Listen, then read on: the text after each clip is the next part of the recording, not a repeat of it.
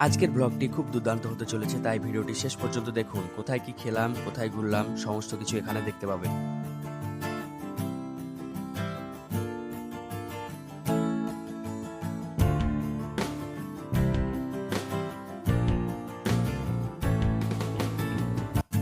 প্রথমেই শিলিগুড়ি থেকে রওনা দিয়ে দিয়েছিলাম আমাদের গন্তব্যে পৌঁছানোর জন্য, এবং তার উদ্দেশ্য করে আমি কিছু বলতে চাই।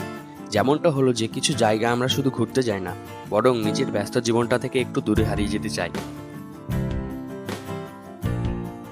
চারপাশে পাহাড়, মেঘে ঢাকা আকাশ, সবুজের অসাধারণ সৌন্দর্য আর শান্ত একটা পরিবেশ। আজ আমরা ঘুরতে চলেছি দার্জিলিং এর সুন্দর পাহাড়ি এলাকা শিটং। তাহলে চলুন আর দেরি না করে শুরু করা যাক আমাদের আজকে শিটং ট্যুর ভ্লগ।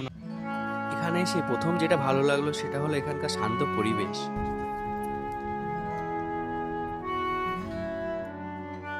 শহরের মতো কোনো ব্যস্ততা নেই, গাড়ির হর্নের শব্দ নেই, শুধু পাহাড়ি বাতাস আর প্রকৃতির একটা আলাদাই শান্তি।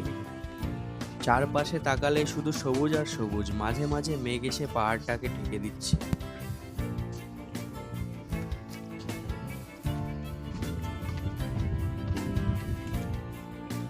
আবার কিছুক্ষণ পর সেই মেঘ সরে গিয়ে পাহাড়ের সৌন্দর্যটাকে চোখের সামনে নিয়ে আসছে। সত্যি বলতে এমন জায়গায় এসে কিছুক্ষণ চুপচাপ দাঁড়িয়ে থাকলেও মনটা অনেকটা ভালো হয়ে যায়। আজকের এই ভ্রমণে সবচেয়ে বেশি সময় হয়তো আমরা এই প্রকৃতির সৌন্দর্য দেখেই কাটিয়ে দেব। দেখা শেষ, এবার খাওয়ার পালা। সঙ্গে ছিল গরম গরম চা এবং পকোড়া, এবং তার সঙ্গে ছিল ওখানকার পাহাড়ি মোমো, এবং রাত্রিবেলা ডিনারে ছিল রুটি, ভাত, সবজি, আর তার সঙ্গে ছিল চিকেন। আর খাবারটা কেমন ছিল সেটা অবশ্যই ভিডিওতে দেখতে পাচ্ছেন। ঘুম থেকে উঠে সকালের দৃশ্যটা দেখে মনটা অনেকটা জুড়িয়ে গেল। মেঘ যখন পাহাড়ের গায়ে এসে আটকে থাকে, চারপাশ যখন কুয়াশায় ঢেকে যায়, তখন পুরো জায়গাটা মনে হয় সিনেমার কোনো এক দৃশ্য। আমরা কোন হোমস্টেতে ছিলাম সেটা আপনাদেরকে এবার ভালোভাবে দেখিয়ে দিই। এখানকার সবকিছুই বেশ পরিষ্কার পরিচ্ছন্ন ছিল।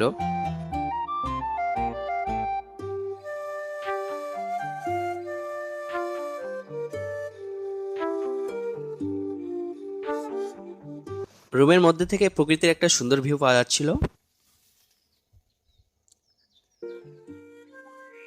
এরই মধ্যে আমি একটা জিনিস লক্ষ্য করলাম, সেখানকার মেয়েগুলো সেখানে চা পাতা তুলছিল, কিন্তু সেখানে একটাও পুরুষ মানুষ দেখতে পাইনি, সবগুলোই ছিল মহিলা। এবং শিটংয়ের আরো ভালো কিছু জায়গা দেখার জন্য আমরা বেরিয়ে পড়েছিলাম। পথে যেতে যেতে বারবার মনে হচ্ছিল ক্যামেরায় যতটা সুন্দর দেখা যাচ্ছে, বাস্তবে জায়গাটা তার থেকে অনেক বেশি সুন্দর। এখানকার চা বাগানগুলো বৃষ্টির মধ্যে আরো অনেক সুন্দর লাগছিল। আর সবচেয়ে ভালো ব্যাপার হলো এই পুরো পরিবেশের মধ্যে একটা আলাদাই প্রশান্তি আছে। শহরের জীবন আমরা সবসময় পিছনে ছুটে চলি, কিন্তু পাহাড়ে এসে মনে হয় একটু ধীরে চললেও জীবনটা বেশ সুন্দর হতে পারে। আজকের আবহাওয়াটা ছিল একদম পাহাড়ের মতো, কখনো রোদ আবার কখনো বৃষ্টি। তবে পাহাড়ে বৃষ্টি মানেই যে ভ্রমণ নষ্ট হয়ে যাবে সেটা কিন্তু নয়। খাওয়া দাওয়া শেষ করে আবার বেরিয়ে পড়লাম শিটংয়ের কিছু সুন্দর জায়গা দেখার জন্য।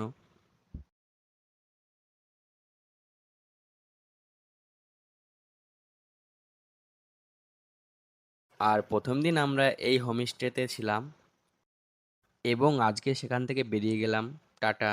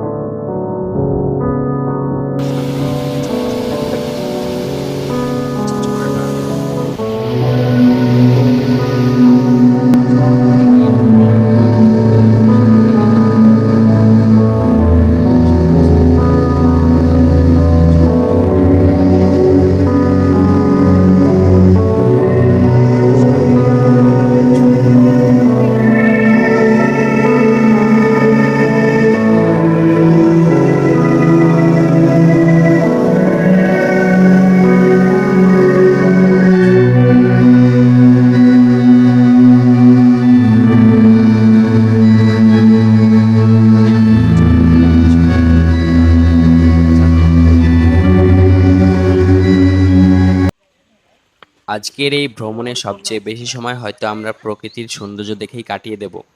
পাহাড়ের ঢালে ছোট ছোট বাড়ি, চারপাশে গাছপালা, দূরে মেঘে ঢাকা পাহাড়, সব মিলিয়ে শিটংয়ের পরিবেশটা সত্যিই অসাধারণ। এখানে এসে একটা বিষয় বুঝলাম, সুন্দর জায়গা মানে সবসময় বড় কোনো পর্যটন স্পট হতে হবে এমন কিছু নেই। আমার সঙ্গে সঙ্গে আপনারাও সেই পরিবেশটাকে উপভোগ করুন।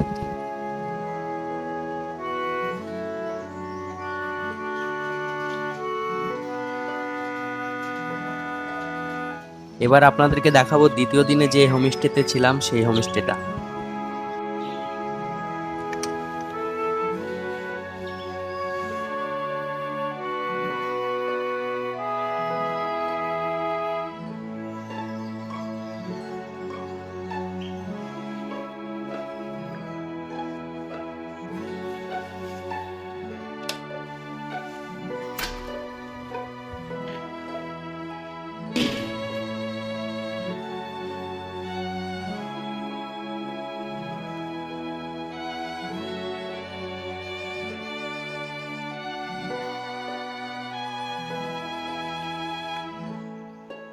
সকালবেলায় ঘুম থেকে উঠে মন জোড়ানো কিছু দৃশ্য দেখুন। এটা আমরা পৃথিবীর উচ্চতম রেল স্টেশন পার করলাম, সেটার নাম হচ্ছে ঘুম।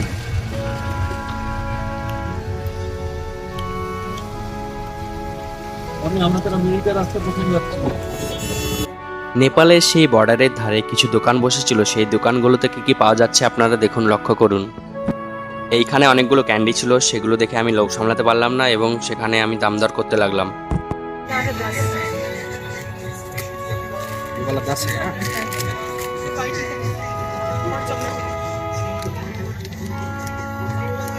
सब फ्लेवर है इसमें।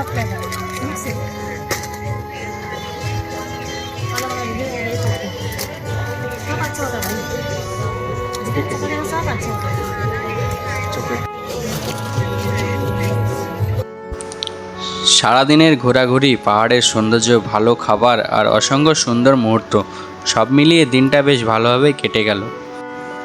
আর এটা হলো মিরিকের কিছু অংশ আপনারা দেখতে পেলেন। ভ্রমণের সবচেয়ে সুন্দর ব্যাপার হয়তো এটাই, আমরা জায়গা থেকে ফিরে আসি কিন্তু জায়গাটার স্মৃতিগুলো আমাদের সঙ্গে থেকে যায়। আমরা ভিডিও শেষের দিকে হয়তো চলে এসেছি।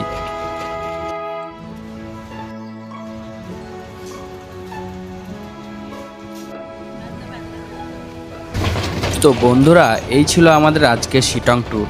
সত্যি বলতে শিটং শুধু একটা ঘুরতে যাওয়ার জায়গা নয়, এটা এমন একটা জায়গা যেখানে কিছু সময়ের জন্য শহরের ব্যস্ততা ভুলে গিয়ে প্রকৃতির কাছে খুব কাছাকাছি থাকা যায়। পাহাড় ভালোবাসেন, প্রকৃতি ভালোবাসেন আর একটু শান্ত পরিবেশে সময় কাটাতে যারা চান, তারা অবশ্যই শিটং ভ্রমণ করে আসতে পারেন।